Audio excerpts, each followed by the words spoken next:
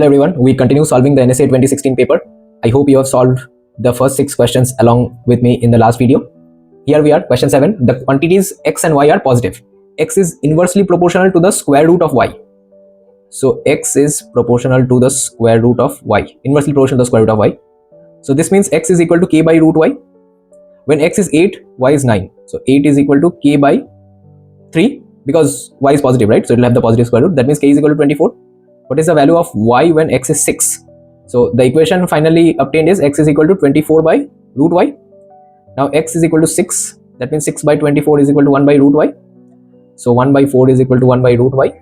Square both sides, you will get 1 by 16 is equal to 1 by y, which means y is equal to 16, which is option F. Alright, so again, very easy calculation. I showed you a few steps so that you know how to solve these problems, even if they complicate the relation further. But this is how we do these overall problems. Okay, moving on, question 8. In a trapezium PQRS, the sides parallel are PQ and RS. We are given the parallel sides and the height, area is given. Okay, so the formula for the area of the trapezium is half into sum of parallel sides into height.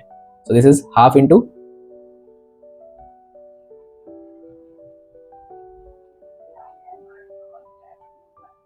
120. Alright, so this will be half into 2x plus 4 into x is equal to 120. So this will cancel, x into x plus 2 is equal to 120. Now I'll not solve this quadratic. I observe that a number and something plus 2 to it multiply up to 120. The easiest factor of 120 is 10 into 12. So if I just put 10 and 12 here, that should solve it, right? So x should be equal to 10. Notice these patterns and you won't have to spend a lot of time solving quadratics. So what is the length of RS? X is 10, the length of RS is 15. Should be option E. Be very careful, you have obtained the value of x as 10 and 10 is also in the options. Do not mark that. It's a very common mistake when students are rushing. Whatever they obtain the value of the final equation, they mark that as the answer. Don't do that. See what the question asks. The question asks the length of RS. Okay, make sure you are answering that. Moving on. Make B the subject of the formula. Well, this is just simple and boring algebra. So come on, let us get through it. A into 3b square minus 1 would give me 3ab square minus a is equal to b square plus 2. Collect b terms together. So 3ab square minus b square is equal to a plus 2. So b square common 3a minus 1 is equal to a plus 2. So b is equal to a plus 2 divided by 3a minus 1 square root and plus minus. There is no restriction placed on b. Nowhere is it said that b is positive. So which answer is it? A plus 2, 3a minus 1. It could be option B. Any other match? No, option B is correct. Alright, very simple. Question 10. A thin rectangular sheet of metal 10 meter by 5 meter is made into an open-ended cylinder. Open-ended. Now open-ended would matter if we were calculating the surface area, but here they want us to calculate the volume. So the ends don't matter. Basically the circumference of the circle 2 pi r is 5. Right? And the height is given to be 10. So if 2 pi r is 5, then r is equal to 5 by 2 pi. Volume of a cylinder is pi r square h.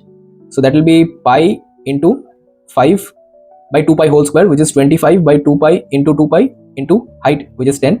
So one of the pi's cancel out, one of the 10's cancel out, and you get 5. So you'll get 125 by 2 pi, which is option C. Okay. Which of the following is the simplification of 4 plus?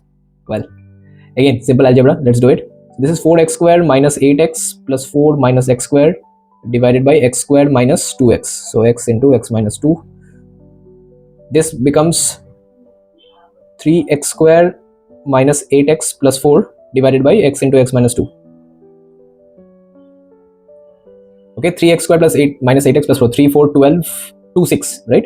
So 3x square minus 6x minus 2x plus 4. Let's factorize this one first. No need to write that same thing over and over. So this will be 3x into x minus 2 minus 2 into x minus 2. So 3x minus 2 into x minus 2. So x minus 2 will cancel out, right? And we'll end up with 3x minus 2 by x, which is basically 3 minus 2 by x. 3 minus 2 by x is option A. Okay. Next. This problem is a bit complicated. Well, by complicated I mean you'll have to think about what you are doing. So 120 students total, 46 are girls. If 46 are girls, then number of boys would be 120 minus 46 is equal to 74. What is the question? A boy is picked at random, which means whatever probability you obtain, will be number of favorable cases divided by total cases. So 74 will be in the denominator. Now 74 is a very unique number. It is 2 into 37. So your denominator should contain either 2 or 37. And I can see only 37s in B or D. So straight away I know my options will be either B or D. I don't have to even check the other options. Among 120, I have 74 boys and 46 girls. 36 students chose tennis. 2/3 of those were boys. So that means 24 were boys. So 24 played tennis and 12 girls played tennis. 25 girls chose swimming. 27 students chose archery. Now we don't know how many boys or girls chose archery, but we do know how many girls can choose archery because the number of girls in each of the other sports is given. So 12 plus 27 is 36. That means 9 girls chose archery. If 9 girls chose archery, then 18 boys chose archery. Then how many boys chose swimming? 74 minus 24 plus 18. So that will be 74 minus 42, which is 32 boys chose swimming. So probability is 32 by 74, which is 16 by 37. Option D. If you are having trouble with any of the ESAT theoretical chapters, you can book a one-to-one class with me through the link in the description below.